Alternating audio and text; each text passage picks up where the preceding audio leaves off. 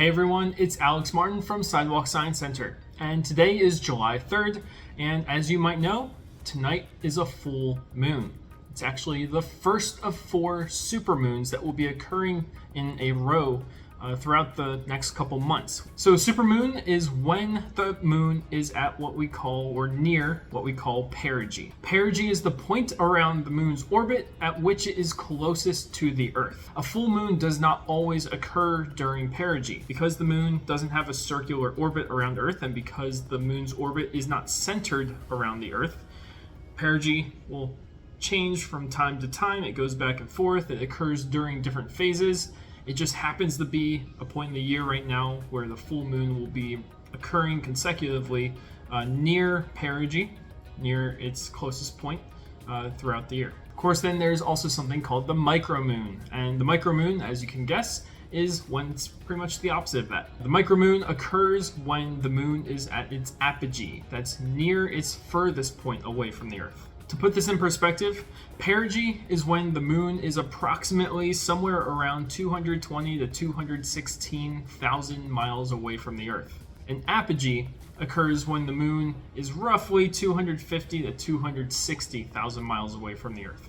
Looking at the moon, you won't notice a difference with the human eye. The change in distance is such a small fraction of the actual distance from the Earth that there is just this teeny tiny percentage that the moon will be closer or further, and so to the human eye you won't detect it. We do have ways of detecting it though, and it can be something as simple as a photograph. As long as you have the same settings and the same magnification, you can take a picture of the moon up in the sky during its apogee, and then you can take a picture of the moon up in the sky during its perigee. You can put the two photos side by side, and you'll actually notice that the moon is slightly smaller or slightly bigger. A lot of times at Sidewalk Science Center, someone will come up and they'll say, "You must be really excited for the full moon coming up." I kind of just shrug my shoulders, and I'm like, in reality, looking at the moon during a full moon isn't all that great.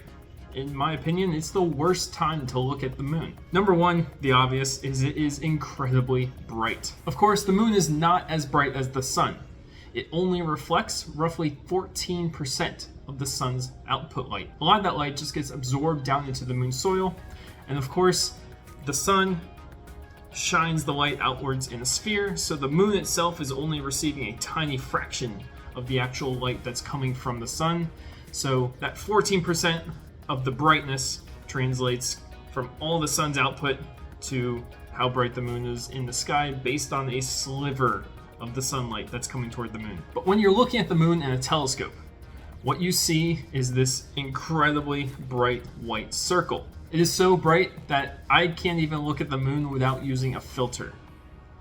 It's not that it hurts, it's that it's annoying, and you don't get very much detail.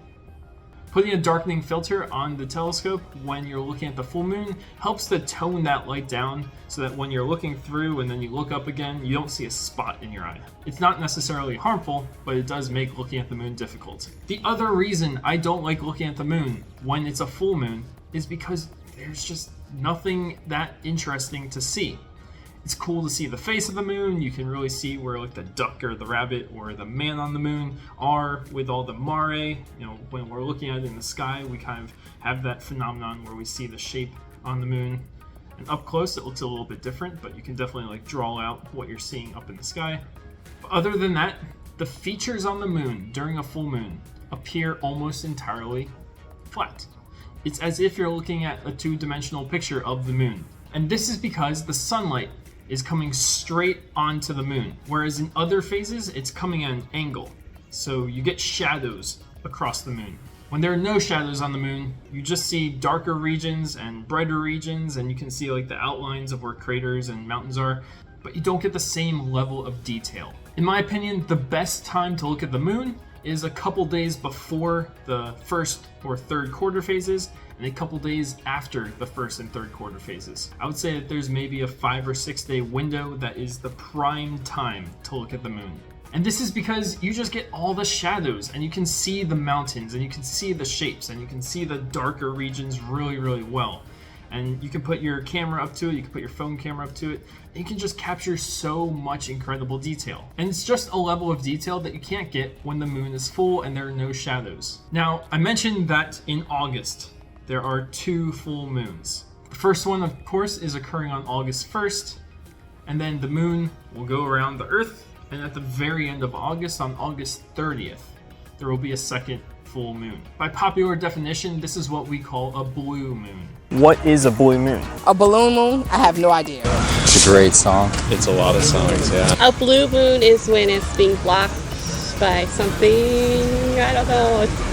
A blue moon, I don't know. A blue moon, by the popular definition, is just when there are 2 full moons in a single month. But scientifically, or in the case that I would argue, geometrically, there is really no significance to a full moon happening twice in a month. In fact, every single month can have 2 full moons except for 1. Can we guess? That's right, February.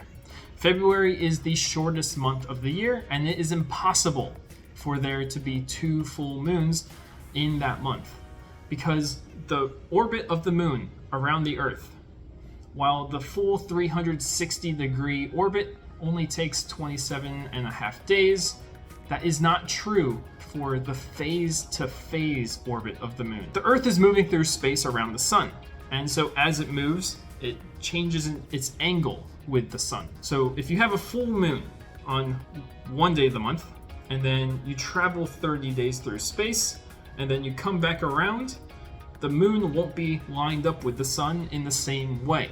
It has to travel a little bit further in order to line up with the sun again. So that means from one phase to the same phase a month later, the moon has to travel just over 29 days. And what does February not have? 29 days. But every 4 years, we have a 29th day in February. Ah, yes, we do. Except it's still too short because the full moon to full moon orbit takes just over 29 days. So you could have a full moon exactly at midnight on February 1st, and the next full moon would not occur until the wee hours of March 1st on that leap year. Try as hard as you want, February is just never gonna have 2 full moons. But I just said that I would argue that the popular definition of a blue moon, that being 2 full moons in a single month, and that's the second of the month, I don't like that definition very much because it's just not anything that's relevant to the orbit of the Earth. Months are arbitrary. The reason we created 12 months on our calendar is kind of following the orbit of the moon.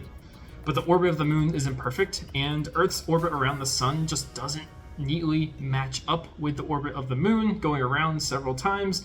So it goes around 12 times, and then at the end of the year, it has like another half month that it travels before the new year. So there's just no neat way to fit the orbit of the moon into a single calendar year. And so that's kind of why we also have all the extra months with 30 and 31 days, and February has 28, but there's a whole history of the calendar that I did in a video several years ago. I'll link it at the end of this video, or I'll even put it down there in the description. It's a fascinating concept to actually read up on how we got the calendar that we use today. I highly recommend that you look into it, watch the video I have, and then keep going from there, because there's just so much history in the creation of the calendar that we use that it's just, I couldn't fit it into that video, but I would love to keep exploring that in the future. And of course, come August, I'm going to be making a video that explores the difference between the popular definition of a blue moon and explores the scientific, or in my case, I like to say geometric definition of a blue moon. So keep an eye out for that, and keep an eye out for us on the sidewalk. I'm Alex Martin with Sidewalk Science Center, and we'll see you next time.